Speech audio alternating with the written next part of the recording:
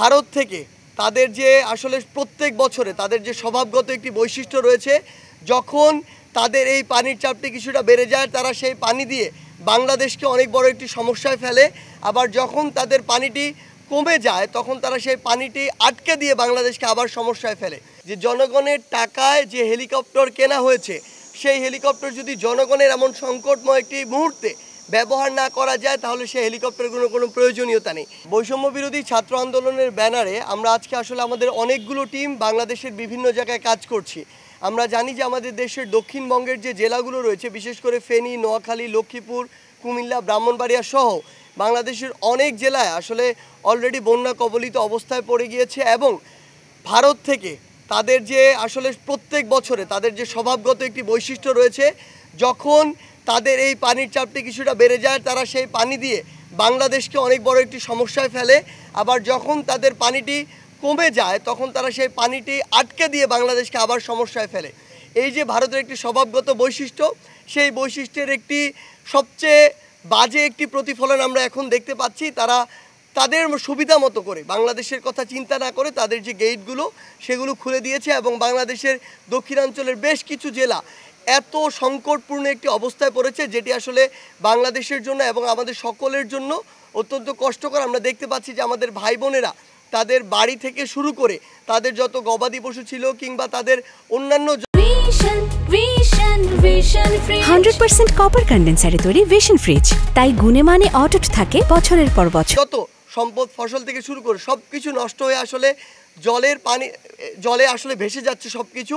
সেই জায়গা থেকে এমন একটি পরিস্থিতিতে আমাদের একটি টিম অলরেডি দক্ষিণাঞ্চলে রয়েছে, পাশাপাশি আমাদের আরেকটি টিম যারা টিএসসিতে আসলে ত্রাণ নিয়ে কাজ করছে।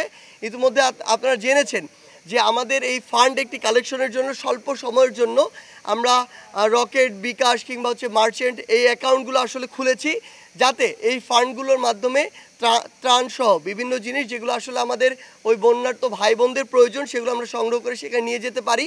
সেই প্রচেষ্টা চলছে। কিন্তু এই মুহূর্তে যেটি সবচেয়ে গুরুত্বপূর্ণ, আমরা সেখানে যোগাযোগ করছি এবং যোগাযোগ করতে গিয়ে আমরা বারবার ব্যর্থ হচ্ছি আসলে, কারণ সেখানে যোগাযোগটি আসলে স্থাপন করা কঠিন হয়ে যাচ্ছে। তারপর আমরা যে তথ্যটি পাচ্ছি সবচেয়ে গুরুত্বপূর্ণ হচ্ছে সেখানে প্রত্যেকটি গ্রামে গ্রামে গিয়ে যে ভাই বোনেরা আসলে আটকা পড়েছেন বাড়িতে, তাদেরকে সেখান থেকে উদ্ধার করে আশ্রয়কেন্দ্রে রাখা। আমরা ইতিমধ্যে কিন্তু জানতে পেরেছি আশ্রয়কেন্দ্রগুলোর যে যে আমাদের নিচের তলাটি রয়েছে সেগুলোতে পানি অলরেডি প্রবেশ করেছে। অর্থাৎ 2 তলা বা 3 তলা বিশিষ্ট যে আশ্রয়কেন্দ্রগুলো রয়েছে সেগুলোর উপরে মানুষ আশ্রয় নিতে পারছে। সেই জায়গা থেকে আসলে তাদেরকে তাদের ওই ঘরগুলো থেকে আশ্রয়কেন্দ্র পর্যন্ত নিয়ে আসার যে বিষয়টি, এটি জরুরি ভিত্তিতে করা প্রয়োজন। এর জন্য আমরা একটি টিম আসলে আজকে স্বরাষ্ট্র উপদেষ্টার সাথে দেখা করতে গিয়েছিলাম সচিবালয়ে। সেই জায়গায় তিনি তার জায়গা থেকে বলেছেন যে হেলিকপ্টার থেকে শুরু করে সেনাবাহিনী, নৌবাহিনী, কোস্টগার্ডকে আমরা ইতিমধ্যে ইভেন বিজিবিকেও আমরা ইতিমধ্যেই যতটুকু নির্দেশনা দেওয়ার আমরা দিয়ে দিয়েছি। ইভেন আমরা এটিও বলেছি যে জনগণের টাকায় যে হেলিকপ্টার কেনা হয়েছে, সেই হেলিকপ্টার যদি জনগণের এমন সংকটময় একটি মুহূর্তে ব্যবহার না করা যায় তাহলে সেই হেলিকপ্টারগুলোর কোনো প্রয়োজনীয়তা নেই। তিনি যখন এমনভাবে বলেছেন এবং আমাদের সামনে প্রত্যেকটি ডিপার্টমেন্টের চিফের সাথে এভাবে কথা বলেছেন, আমরা বিশ্বাস করি খুব দ্রুত সময়ের মধ্যে সেই উদ্ধার কার্যক্রমটি চলবে।